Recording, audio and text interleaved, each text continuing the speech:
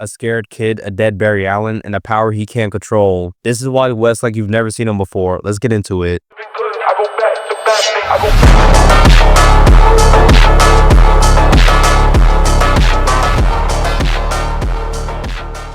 Issue 1 starts off with Wally West stopping in the middle of the desert as his mind is racing, thinking about everything that led up to this moment and what he's done. I love how the thought bubbles overlap each other. It perfectly shows just how fast his brain is spiraling. Really nice touch I appreciate. Wally tells himself he has to keep on moving or he's going to be in very big trouble. All of a sudden, his powers start going haywire and we get this great shot. And this is just my speculation, but I think Wally's powers are showing outlines of 3 different people tethered to him through, man, I can't even call it the Speed Force, can I? The Pseudo Speed Force? The Absolute Force? I don't know. Let's keep it simple, just call it Wally's powers for now. Those outlines don't look like Wally at all. Could they be alternate timeline Wally's? I doubt it. Wally tries to calm himself down to get his powers under control, instead of his powers taking control of him. We then move on to something very interesting in the next part. It doesn't feel like a normal transition to a flashback. It looks like he's reliving it through the eyes of his past self, or it's just me and my imagination going wild. Either way, we jump back 2 days earlier where Wally is wandering around. We find out he's 15 years old, dealing with heavy anxiety, and feels completely alone. It's obvious the writer wanted this version of Wally to be relatable to the average teenager today with anxiety and being antisocial. Now that I think about it, I feel like I graduated high school just in time. I wouldn't say it was a sweet spot, but I graduated in 2019, right before everyone was stuck in the house and had to rely on the internet just to feel connected to other people in 2020. In 2021 though, I remember hearing how much different kids were compared to my class. Like the new batch of kids in 2021 through 22 were savages. Some of you guys and girls probably heard some of this happen to your old high school too, but these kids were unscrewing sinks, toilets, and I think even the whole bathroom saw a door at one point due to a certain trend at the time. I don't know how it is now in my old high school, but it was wild. Comment down below if you heard any crazy stuff from your old high school after you graduated. I'm trying to see if you have a little story that can top what I heard.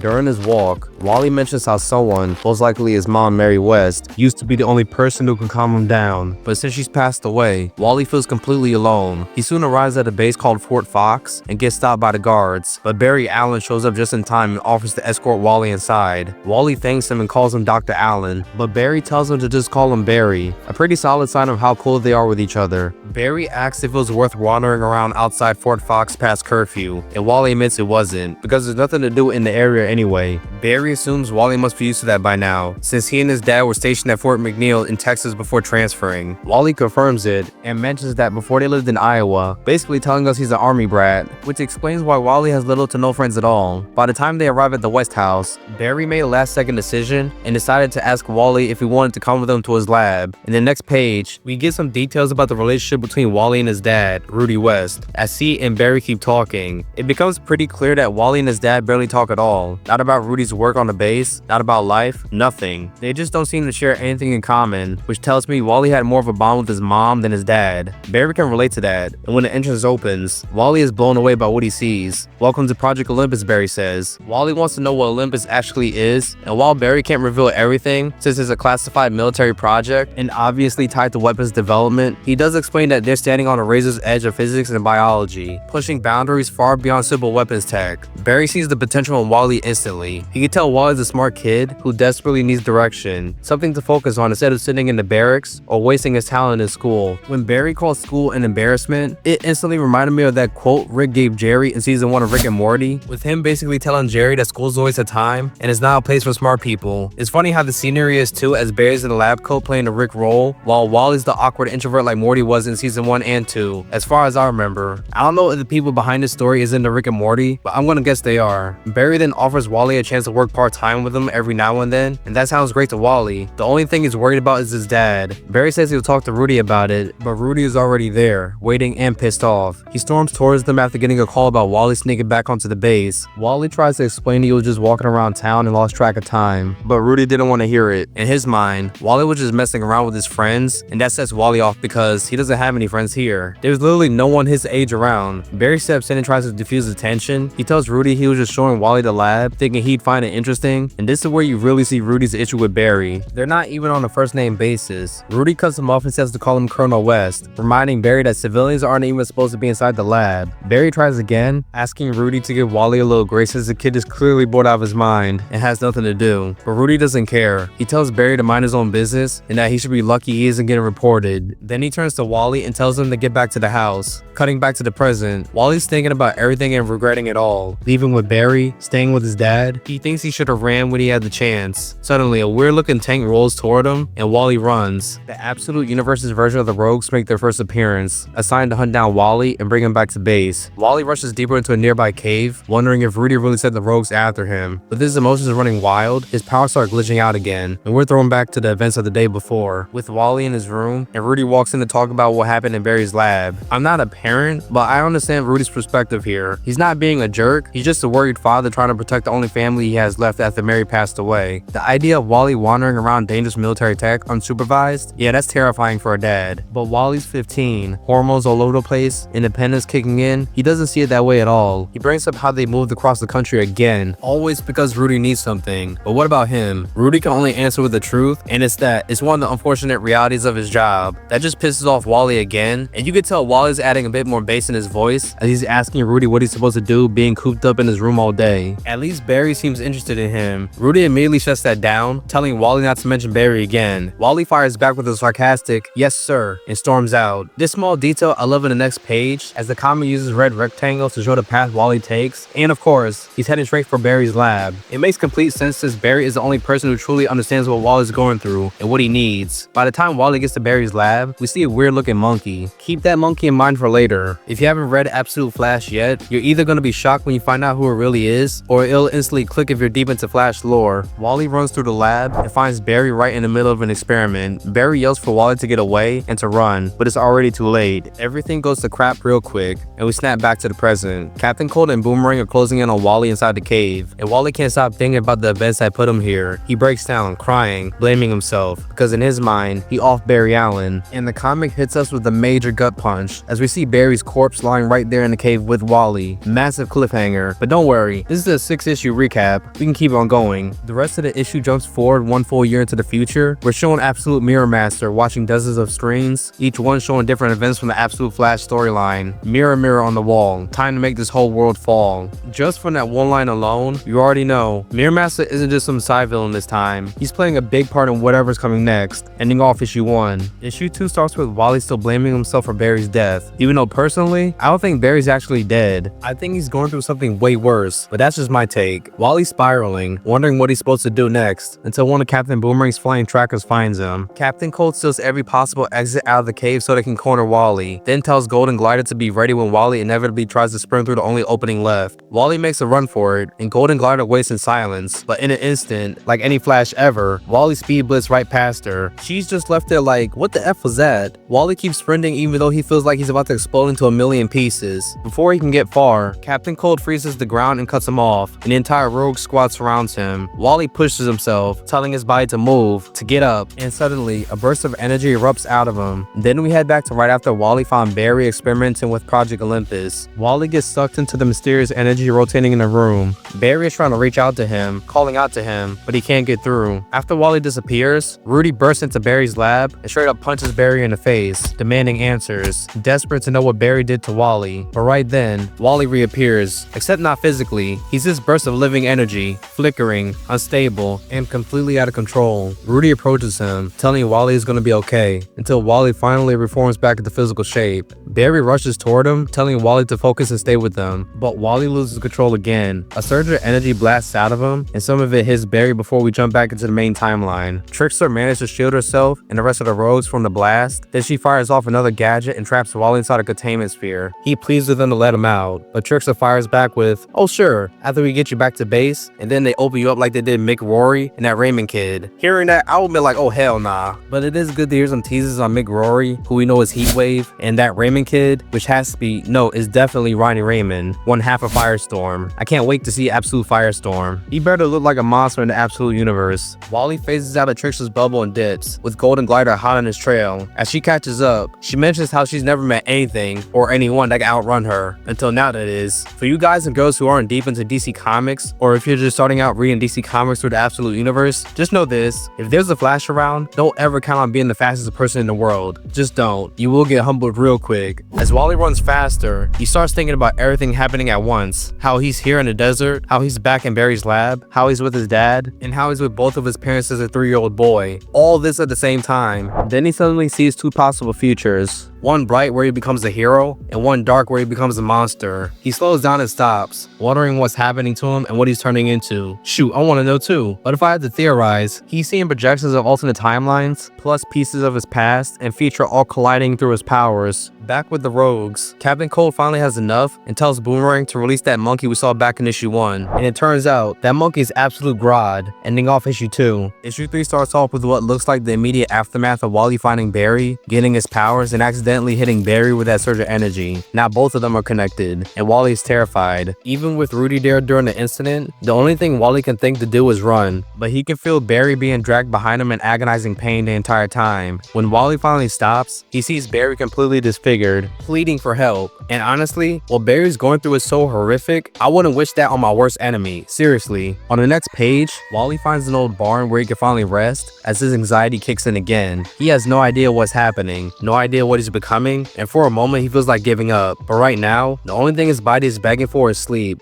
After everything he's been through, he needs it. Getting the Bruce Banner treatment as a 15-year-old kid will drain the life out of you. Definitely. Especially when you're stuck figuring out how your powers work all by yourself. On the next page, Captain Cold is on the phone with Rudy, explaining that the situation has gotten way more complicated than expected. So complicated they had at least Grodd to track Wally down. Both Rudy and Thawne, and yes, I said Thawne, but not Earbar Thawne, are monitoring everything through Grodd's feed. And it looks like Grodd has finally located Wally. But then something completely unexpected happens. Wally is caught off guard the moment he recognizes Grodd from Barry's lab. Grodd reaches out his finger, and Wally instinctively reaches back. Instantly, their minds connect, and both of them see exactly who the other really is. They dig into each other's memories and realize they share a shocking amount in common. Both loved and lost their mothers, both experienced grief that reshaped their lives, both were forever changed into something new, and something they don't fully understand yet. Grodd acknowledges it first. He and Wally are the same. Wally admits he's scared, and Grodd calmly tells him not to be, because they're alike. Then everything shifts in an instant when they notice one of Captain Boomerang's drones outside. They dive out of the way just as the barn explodes behind them. The Rogues are closing in fast, and Wally's anxiety spikes again, his thoughts spiraling out of control. Grodd steps in, using his own abilities to steady Wally's mind, calming him enough so they can focus on a threat right in front of them. Grodd telepathically attacks the Rogues, and I love how Captain Cold is just like, damn it, the monkey's gone rogue. Meanwhile, Captain Boomerang is over here ready to crash out, asking, you sure we need to take this boy in alive? Wally keeps on running and dodging everything Boomerang throws at him. Then he finally makes up his mind. He's done running from his problems. Instead, he runs toward him and decks Captain Boomerang right in the face. Both Wally and Grodd escape and make their way back to the cave where Barry's body is. And this is the moment Wally finally accepts the truth. His old life is gone. This is his life now. He can't outrun it. He has to face it. He takes Barry's suit and puts it on, officially becoming the Absolute Flash. And for the first time, he feels free. Also, not to ruin the moment, but I really hope there was some time between him taking the suit and wearing it, because putting on a suit fresh off a dead body is nasty as hell. Just saying. But that ends off issue 3. Issue 4 starts off all doom and gloom with Wally revealing the little tricks his mom taught him whenever he's overthinking, and his anxiety skyrockets. Things like naming 5 things he can see, hear, and touch. He sees his mom's gravestone, his dad trying way too hard to stay strong even though it's obvious he wants to break down and mourn, the priest reading his lines, and the hole in the ground where his mom is about to be buried. Wally stops himself because he doesn't want to think about that day any longer. He tries hard to focus on something else, to stay in the moment, until the scenery shifts. Now he's standing alone in front of an empty grave. He looks inside, and Barry is there again, pleading for help. Wally jolts awake as it turns out it was a nightmare. Grodd checks on him, asks if he's okay, and helps calm him down. Since Wally's up now, they get moving again, with him hiding Grodd in his backpack. Grodd admits he hates hiding now that he's finally free, and Wally promises he'll find a place for them where Grodd won't have to hide anymore. During his walk through Central City, Wally thinks about how surprisingly calm he's been. Ever since running into the Rogues and meeting Grodd, his mind has been clearer than it's been in a long time. He can't even remember the last time his thoughts felt this still. Oh, and just to point this out if you guys and girls haven't noticed, I love the little Easter egg where someone spray painted Omega Man on the wall, referencing Absolute Superman. As much as I want Absolute Batman and Superman to eventually meet, if I had to pick 2 heroes I most want to see meet first, it's Absolute Flash and Superman. I just think Superman and Flash team-ups are so underrated. Wally eventually finds a long line of people waiting for breakfast and gets startled when a man behind him asks how old he is. this, Wally's instantly on guard, but the guy tells him to relax. He runs a youth mission nearby that offers 3 meals a day and a place to sleep for up to a week. Wally immediately asks the same question all of us would be thinking if a random stranger approached us with an offer like that. How do I know you're not someone who will lock me in a basement? Okay, maybe not that exact question, but definitely something along those lines. The man replies, do I look like that type of person? And Wally being Wally goes, kind of. A girl walks past them, revealed to be Linda Park, and she calls the man Ralph, revealing that he's Ralph Dibny, the elongated man himself. Except in the absolute universe, it looks like he doesn't have any powers, at least not yet. And Wally's face says everything. My boy is staring at Linda with that I'm trying to make some hand clapping sounds with this girl type of energy. After Linda walked away, Ralph gives Wally a card with the address of the youth mission just in case he ever wants to check it out. Then we cut back to the rogues, and they're confused as hell about what they're seeing. According to Captain Boomerang, some kind of energy signature is coming back upside down and backwards on their readings, whatever that means. Rudy walks over, and we find out the energy perfectly matches what Wally gives off. Trickster thinks it's some sort of doorway, and the second she gets too close, it suddenly explodes and disappears. Everyone is confused, except Rudy, as the only thing he cares about is getting Wally back. He orders the rogues to keep searching, and Captain Cold hesitates. He suggests maybe they should stay put and help the scientists figure out what that energy even was, but Rudy disagrees. He doesn't care. He'd rather let the scientists handle it on their own, and then he heads back to his Jeep, as he wants to find out what happened to Wally in Barry's lab. Speaking of Wally, he's at the youth mission in a part of Central City called Iron Heights, even though Iron Heights is a prison in the main DC universe, and he's eating while secretly giving Grodd some food. Linda soon walks up and sits with him. They introduce themselves, and she immediately picks up on the fact that Wally isn't from around here because of how hopeful he looks. Wally gives her a quick rundown of his life, bouncing around the country with his dad, never staying anywhere long enough to make friends, and hearing that makes Linda ask if that's what he's running from. Wally doesn't deny it, but it's definitely not the only reason he's running, which of course he doesn't tell her. Still, Linda assures him that the place is solid, and Ralph and Sue Dibny are genuinely good people. Wally then asks Linda what she's running from, but she doesn't give him an answer, and I'm calling it now. That's 100% a setup for a future storyline. If we don't get answers now, we'll definitely get them later. It has to be something dark if she won't even hint at it, and since this is the absolute universe, I hope and expect it to go there. Plus, it'll give Wally and Linda the opportunity to grow closer together if he gets the chance to help her. It'll be perfect character development for both of them if that happens. Later that night, Wally gets settled in and is about to lie down when Ralph walks in carrying some extra self-care stuff he might need. He gives Wally the rundown on the 3 rules they have. The first 2 are simple, which are no drugs and no fights. The third rule is that everyone takes a shift helping out with cleaning and cooking. Wally has no issue with that. Ralph even shows some kindness by telling Wally to just call him Ralph before he leaves. But the moment Ralph steps past the doorway, Wally checks his backpack to find out that Grodd is missing. He then sees Grodd running outside, and then the scene shifts to Eleanor Thawne arriving at what's left of Barry's lab, where Rudy is searching for answers. Rudy demands to know what Barry was really working on, and honestly, Eleanor looks way too calm for everything going on. Rudy's furious and worried, and she's acting so nonchalant about all this. She mentions Lazarus Corp has the contract with the project, and she refuses to tell Rudy anything Barry was doing in the lab. Worst of all, she's talking about Wally like he's a successful experiment. Rudy picks up on that immediately and tells her Wally isn't a weapon for her to use and that his son needs help, but Eleanor still looks unbothered, revealing they already know where Wally is, thanks to Grodd's feed. Rudy is stunned she's known the whole time, and I'm not though, since she's a Thawne. Eleanor also reveals Grodd is leading Wally straight toward the other test subjects who escaped the same night he got his powers, such as Firestorm, Heatwave, Weather Wizard, and one unknown test subject. Leave it in the comment section below if you got any guesses on who it is. And if you think about it, her plan is messed up but smart. No matter what happens, she wins. Either Wally defeats them and weakens himself, or they defeat Wally, and Eleanor picks them all up afterward. Finally, on the last few pages, Wally catches up to Grodd in the sewers, and that's when we get the first appearance of Absolute Heatwave, who straight up looks like a monster made of molten lava, ending off issue 4. Issue 5 starts off with Wally completely frozen in fear, convinced he's about to die, until he locks eyes with Heatwave. Something inside him clicks. He doesn't know why, but he recognizes Heatwave. When he reaches out, a flicker of energy sparks off Wally and instantly hurts Heatwave. And I love how both Wally and Grodd had the exact same reaction. Oh.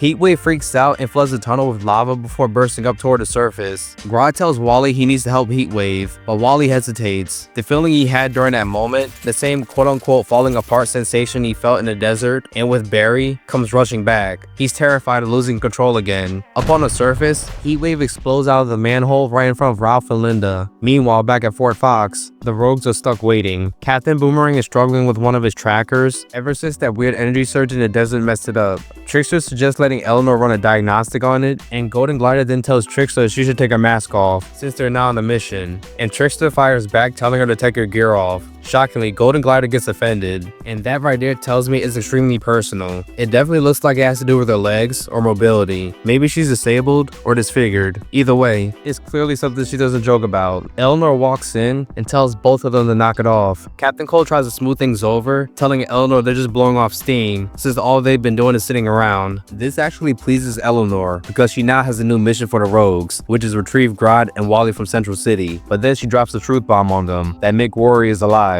Captain Cold's completely blindsided by this, since Mick was one of their former comrades they all believe was dead. Cold immediately starts questioning what else Eleanor has been lying about, hinting that this whole partnership between the rogues and Eleanor is about to fall apart. And honestly, something like this is absolutely gonna blow up in Eleanor's face. You could just feel the tension through the page. On the next few pages, Heatwave is wreaking havoc on the streets, and we even get a nice absolute Wonder Woman reference when Gateway City is mentioned. But back to Wally. His anxiety kicks in hard. He's terrified, but Grodd comforts him, reminding him that it's okay to be scared. People are scared too, and Heatwave needs help. Grodd tells him they can fix this together. Wally slowly catches his breath, builds just enough courage, and suits up. He and Grodd head to the surface and was able to save Ralph and Sue Dimney just in time. Then Grodd tells Wally the only way to help Heatwave is to absorb his heat. And when Wally does, something very weird happens. Wally gets yanked into some kind of other plane, hearing a booming voice calling his name. A massive hand reaches towards him, and if this isn't Darkseid, I don't know whose hand it belongs to. Until it vanishes the second Wally snaps back into the real world, right as Heatwave goes down. Wally has no idea what just happened. Ralph and Linda try to help him, but once Wally sees the choppers above them, he grabs Grodd and runs off immediately. Back at Fort Fox, Eleanor assigns the rogues to continue their hunt for Wally and Grodd. When Captain Cold brings up Heatwave, Eleanor casually says Rudy would deal with that. Then she suddenly stops mid-sentence and wonders where Rudy even is. Meanwhile, Rudy is definitely not taking care of Heatwave. He's somewhere completely different, or I should say really classified, as he finds what looks like an alien ship, but that's not even the crazy part. In the next room, Rudy discovers 3 white Martians floating inside test tubes, ending off issue 5. Issue 6 starts off by taking us back into the past,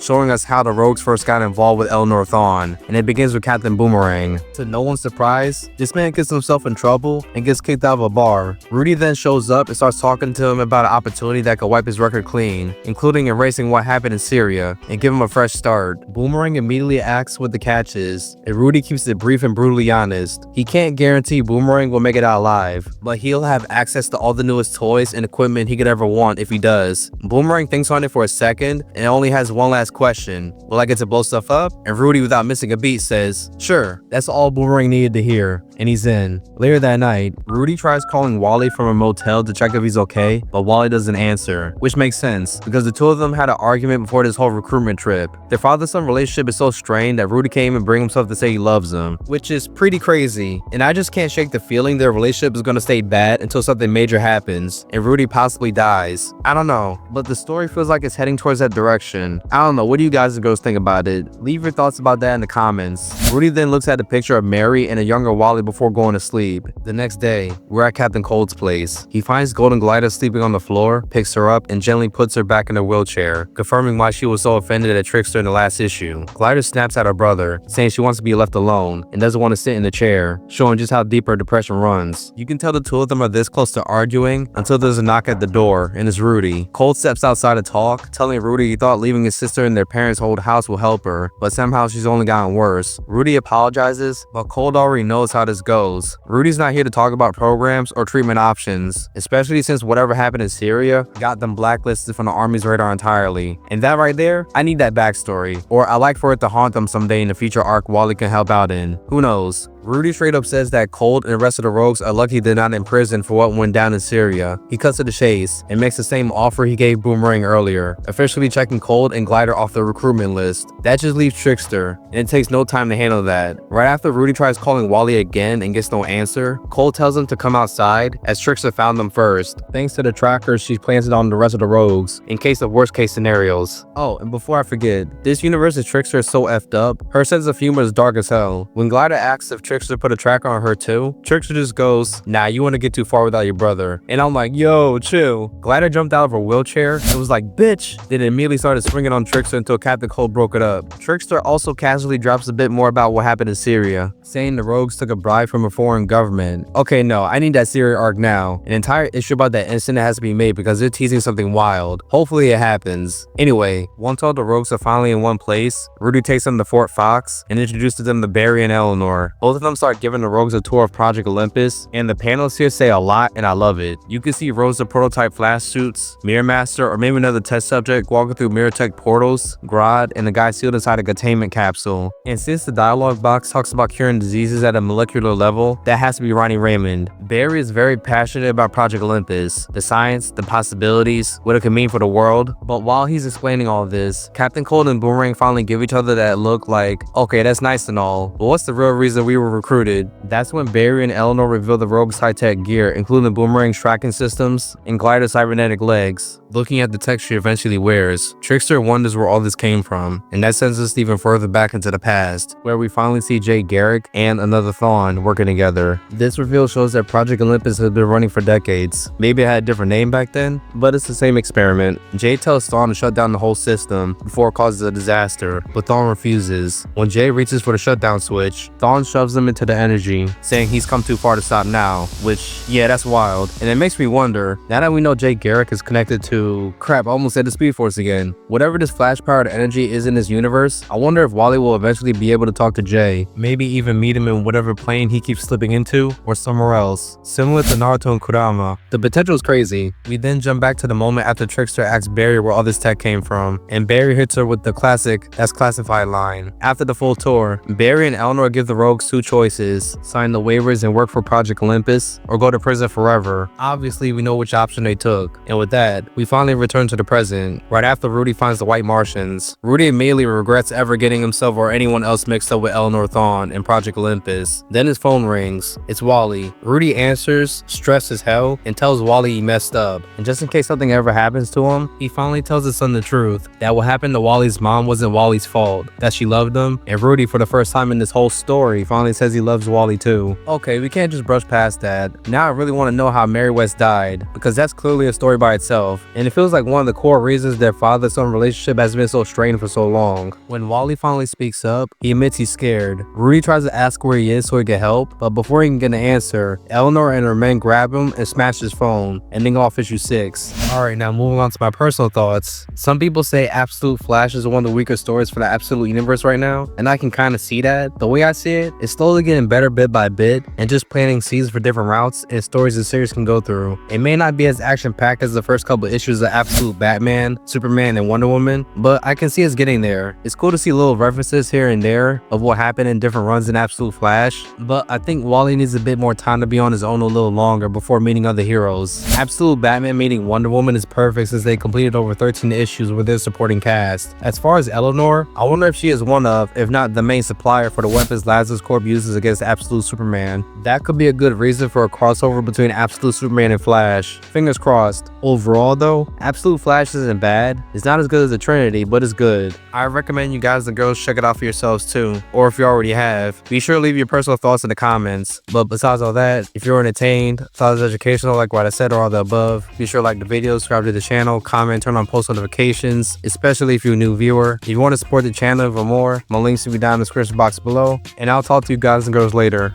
Peace.